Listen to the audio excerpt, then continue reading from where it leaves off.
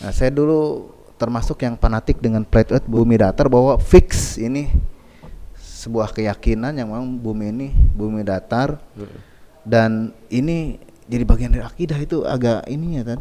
Nah, saya mikir itu. Jadi begitu. Nah, soalnya kalau nggak bumi datar itu katanya yang Nggak sesuai dalil gitu. globe earth ini bahkan penyembah matahari larinya kayak gitu. Kan api kan. Jadi bumi mengelilingi matahari kan. Kalau globe earth itu kayak itu gitu. Betul. Nah, itu diarahkannya ke sana. Heliocentris itu. Nah, itu. Kalau flat earth enggak, justru matahari katanya sesuai dengan dalil. Matahari yang berjalan katanya ada di Al-Qur'an atau apalah, saya dulu lupa lagi. Berjalan.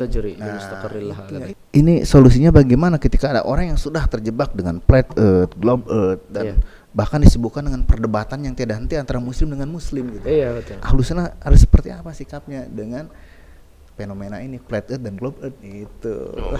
Masya Allah, tayyib.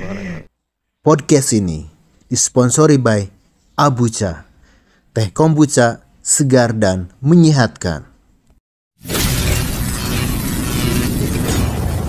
Ya, beberapa tahun ke belakang sempat ada juga yang bertanya ke saya tentang itu ya, tentang masalah flat earth, global earth dan sebagainya. Jadi begini ya, dulu para sahabat Nabi SAW mereka itu bertanya pada Nabi SAW tentang hilal. Pernah bertanya pada Nabi SAW. Ya, diabadikan dalam Al-Quran, yas'alunaka 'anil ahillah. Mereka bertanya kepada Muhammad tentang ahillah, itu hilal. Ya.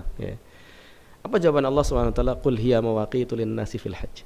Katakan itu adalah mawaqit bagi manusia, adalah waktu-waktu bagi manusia, penanda waktu bagi manusia lil hajj, untuk berhaji. Kenapa pada waktu itu adalah pertanyaan terkait dengan masalah haji, apa segala macam hal yang berkaitan dengan ibadah lah, seperti itu. Ini pernah diungkap oleh beberapa mufassir ya terkait dengan hal tersebut. Di antara kebiasaan para sahabat memang bertanya pada Rasul tentang hal-hal yang semacam itu. Ya, tapi Allah Subhanahu wa taala uniknya adalah menjawab dengan sesuatu yang itu tidak menyebutkan manusia dan tidak penting bagi manusia. Bukan berarti tidak penting di sini tidak usah dipelajari, bukan. Cuman tidak penting di sini, belum saatnya untuk benar-benar didalami ya, seperti itu jangan, nggak usah. Artinya adalah ketika bertanya tentang hilal, Allah Subhanahu wa taala tidak menjawab hilal itu adalah proses terjadinya begini, begitu dan lain sebagainya. Enggak, Allah enggak jelaskan begitu. Kalian enggak butuh tentang itulah, seolah-olah gitu. Tapi adanya hilal itu adalah penanda awal bulan yang mana ditunjukkan dengan agenda aktivitas ibadah. Jadi seakan-akan Allah Subhanahu wa taala itu mengarahkan kepada kita agar melakukan sesuatu yang bermanfaat, yaitu ibadah. Jadi tidak kemudian memberikan definisi hilal adalah proses terjadinya begini begitu dan sebagainya. Enggak. Allah enggak berikan penjelasan itu. Ini cara Allah Subhanahu wa taala untuk mengarahkan kita pada sesuatu yang lebih bermanfaat, yaitu hal yang menjurus kepada amalan, bukan kepada dalam hal-hal yang sebenarnya tidak ada manfaatnya untuk didalami di sana. Nah, ini makanya ini di antara hikmah Allah sebutkan qul huya mawaqitu lin-nasi fil haji, contoh.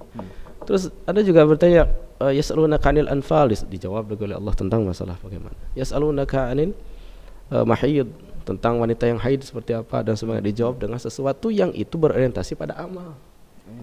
Jadi bukan berorientasi pada perdebatan, bukan berorientasi pada definisi, bukan berorientasi pada apa. Nah, dari sana sendiri kita bisa lihat ya, ketika munculnya adanya flat earth apa segala macam. Ya, kadang-kadang saya tanya, saya jawabnya begini, sekiranya misalkan bumi datar, sekiranya memang bumi datar, maka ada enggak apakah dia akan berorientasi pada amal soleh antum atau bagaimana, kan begitu.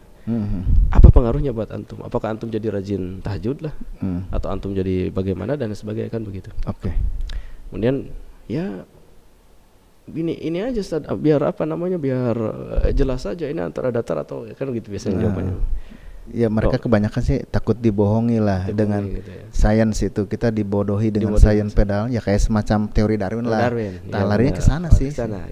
Oleh di sana gitu. Walaupun sebenarnya kita tidak dibebani untuk itu kan. Nah, itu dia. Kita nggak dibebani dengan ketika kita jadi korban teori Darwin kita menjadi gimana gitu dan sebagainya gitu. Karena seorang muslim sebenarnya udah punya pagangan sendiri gitu kan. Ya, artinya ketika walaupun ini ada teori Darwin apa segala macam, tetap aja kan sebenarnya nggak usah pengaruh kan. Gitu. Demikian. Betul. Ini saya ingat juga dengan teori-teori Illuminati apa segala macam di beberapa tahun sebelumnya kan. Dan dikaitkan juga akhirnya dengan itu. Emang ada apa sih namanya elit global dan sebagainya global kan. Ya. Wah, ini jangan-jangan yang bikin itu juga konspirasi gitu kan larinya itu. Larinya ke sana. Jadi akhirnya yang uniknya itu kan akhirnya hal-hal yang sifatnya seperti itu dibawanya ke politik. Berarti kemudian hal seperti itu dibawanya nanti ke agama. Bahkan sebagian mereka yang sampai mengkafirkan kan. Nah, itu yang ngerinya, dikafirin itu. Kalau tidak salah tulisan daripada Syekh Jamaluddin Qasim kalau tidak salah di salah satu kitabnya itu. Iya. Adalah menyebutkan Quryatul Ard, begitu pula disebutkan di beberapa penjelasan ya Syekhul Islam Ibnu Taimiyah kalau tidak salah. Menjelaskan bahwa Quryatul Ard yang sebenarnya bumi yang bulat itu sebenarnya itu telah terjadi ijma di masa itu. Terjadi konsensus para ulama akan itu. Adapun asyamsu tajri li mustaqarri laha dzalika taqdirul azizil alim, yaitu yang namanya bumi matahari bergerak seperti itu. Itu memang matahari bergerak, cuman bergeraknya bukan sebagaimana yang kita tafsirkan sendiri. Nah, itu bergerak di sana adalah bisa jadi karena dia itu dari titik pusatnya atau bagaimana itu menjauhnya kita dari bumi atau misalnya mendekatnya dari bumi dan sebagainya. Adapun misalkan hadis Nabi SAW menyebutkan terkait dengan matahari itu setiap pagi dan sore itu menghadap Robnya. Setiap sore hari kemudian menghadap Robnya, dia itu berada di bawah arsy dan kemudian dia mengatakan minta izin kepada Allah Subhanahu wa taala apakah saya harus terbit lagi atau tidak. Kita imani, tapi kan kaifiatnya kita enggak tahu. Nah, jangan kemudian kita reka-reka akhirnya kita arahkan sesuai pemikiran kita. Pemikiran sendiri. Bahwasanya yang lebih cocok adalah flat earth. Nah, kadang-kadang. Padahal kan enggak ada ini penjelasan tambahan tentang itu ya. Enggak ada indikasi yang lain dari dalil yang khusus misalkan. Enggak ada indikator, enggak ada korinah-korinah yang menunjukkan ke sana misalkan. Akhirnya dibawa ke sana. Contoh misalkan wa idzal ardu muddat, dan ketika bumi dibentangkan. Kemudian difahami akhirnya secara letterlek dibentangkan berarti kan dihamparkan. Dihamparkan berarti kan gitu kan. Insyikok ayat 3 itu didatarkan gitu seperti itu. Padahal yang dimaksud adalah nanti setelah tiupan yang kedua. Nanti bukan hari ini, bukan di dunia tadi ya. Karena Allah SWT sebutkan juga di akhir surah Ibrahim, yauma tubaddalul ardu ghairul ardi was samawat. Hari di mana Allah ganti bumi dengan bumi yang lain. Jadi memang bumi sekarang akan berbeda dengan bumi berikutnya. Nah, ini. Nah, kalaupun misalkan di sana disebutkan tentang hamparan, tentang kemudian dibentangkan, kemudian didatarkan dan semuanya, itu kejadian nanti. Tidak sekarang ya. Gitu. Kita tidak menutup mata, ada memang sebagian ulama seperti Al-Qurtubi dan sebagainya mengatakan bahwasanya bumi datar. Tapi sekali lagi itu adalah di antara pendapat-pendapat ulama dan tidak menjadi patokan dasar bahwasanya pasti demikian, belum tentu kan. Kita tidak tahu. Dan sebenarnya kenapa para ulama tidak begitu mempermasalahkan hal tersebut? Kenapa? Karena mereka juga menganggap bahwasanya tidak terlalu penting bagi umat untuk berlarut-larut di sana. Yes. Iya. Itulah kenapa sampai sekarang justru hal tersebut tidak diperdebatkan, maksudnya di kalangan para ulama. Iya. Yang diperdebatkan justru orang-orang kita. Iya. Para ulama udah nggak mendebatin itu. Ya, bentuk bumi diperdebatkan kan ini sebenarnya lucu juga. Tapi ketika ulama kan berdebat masalah fikih, ya masalah kayak gitu yang kan produktif gitu loh. Iya, yang memang amalan ya. Kalau bentuk bumi kontraproduktif. Iya, kontraproduktif. Makanya para ulama nggak berlarut-larut di sana. Nah, itu sebenarnya teman-teman ya. Jadi saya juga selalu ya ngajak sih, ya udahlah hari gini masih ngedebatin ini gitu ya. Kayak gitu. Ya kita walaupun ya kita hormati ada yang berpendapat. Ya silahkan aja. Silakan aja. Kalau dia memang dia konsekuensi dia ya dengan keyakinan dia gitu kan. Yang penting kan punya hujah kan hal tersebut. Nah itu di hadapan Allah itu udah hujah. Ketika kita misalkan mentafsik, memfasikan orang dikarenakan masalah gara-gara bumi, bentuk bumi. Iya. Sampai mengkafirkan orang. Ya pada asalnya kita silakan saja. Iya, orang punya pikiran apapun, punya pendapat apapun silakan. Yang penting dia punya hujah di hadapan Allah kan itu nanti. Yang ngerinya itu. Itu yang kemudian kenapa kita perlu juga ingatkan gitu teman-teman. Memperdebatkan terus-menerus tentang hal-hal yang kontraproduktif seperti itu, bahkan sampai kemudian mentafsik, mentabdi, mengahli bid'ahkan, kemudian sampai mentakfir, mengkafirkan yang tidak sepemahaman dengan teman-teman seperti itu.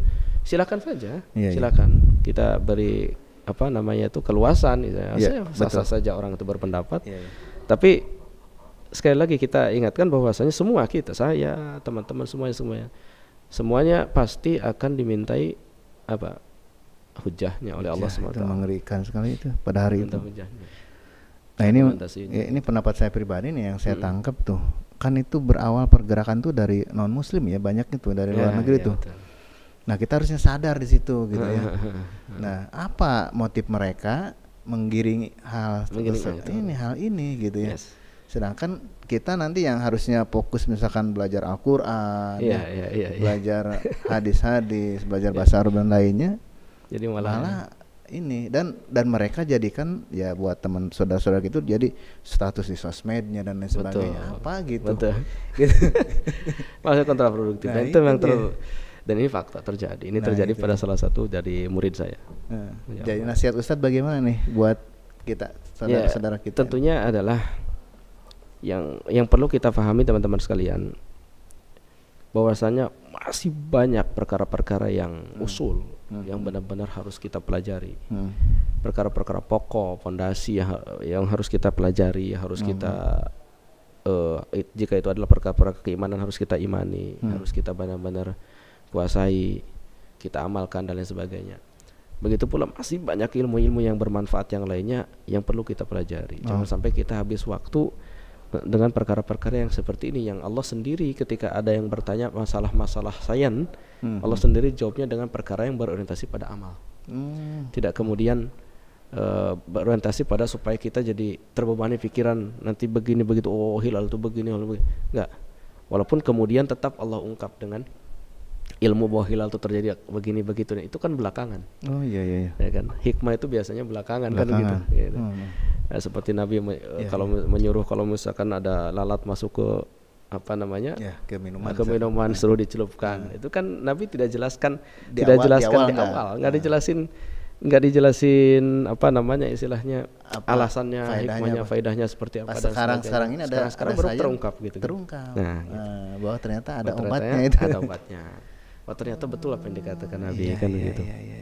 Jadi jangan sampai kemudian kita sibuk di sesuatu yang belum saatnya untuk kemudian kita sibukkan diri. Kita masih banyak hal yang perlu kita pelajari, banyak hal yang perlu kita amalkan. Yang itu bagian daripada pokok-pokok dari agama dan atau cabang-cabangnya. Jadi jangan sampai kontraproduktif. Itu yang pertama. Jadi manfaatkan waktu dengan baik. Terus kemudian yang kedua, kita harus paham. Ya kita dalam ini apa namanya? Dalam memiliki konsep atau misalkan memiliki pemikiran atau memiliki keyakinan sesuatu, kita harus paham bahwasanya keyakinan atau pemikiran itu harus dibangun di atas ilmu dan keilmiahan kan gitu. Bangun di atas ilmu dan keilmiahan. Bagaimana dalilnya Al-Quran dan Sunnah, bukan dengan pemahaman kita, tapi dengan pemahaman para pendahulu kita. Bagaimana mereka memahami Al-Quran dan Sunnah gitu kan. Jangan kemudian ini ada dalil dari Quran, ini ada dari Sunnah. Iya, tapi dengan pemikiran kita atau diarahkan sesuai pemikiran kita. Ini repot juga gitu. Nah, kita harus senantiasa kembali. Wa in tanaza'tum fi syai'in farudduhu ila Allah war Rasul kan begitu. Kalau kalian berselisih tentang sesuatu, kembalikannya ke Allah dan Rasul. Itu ke Al-Quran dan Sunnah seperti itu. Dengan pemahaman siapa? Ya tentunya orang-orang yang salaful ummah ya, dari kalangan salaful ummah. Nah, gitu. Kemudian kita saling berargumen atau saling punya pemahaman masing-masing seperti itu. Nasihat saya adalah silakan, orang itu harus punya prinsip. Jangan sampai kemudian dia itu dzul wajhain, memiliki dua wajah. Dia harus punya prinsip yang dia pegang. Bebas saja. Teman-teman memegang suatu pendapat apa, kami memegang pendapat apa, masing-masing punya pendapat, silakan saja. Akan tetapi satu yang harus diingat, kita harus punya hujjah, harus punya argumentasi nanti di hadapan Allah Subhanahu wa taala. Mungkin saat ini teman-teman merasa pendapat-pendapat teman-teman yang paling benar. Begitu pula kami merasa pendapat kami yang paling benar.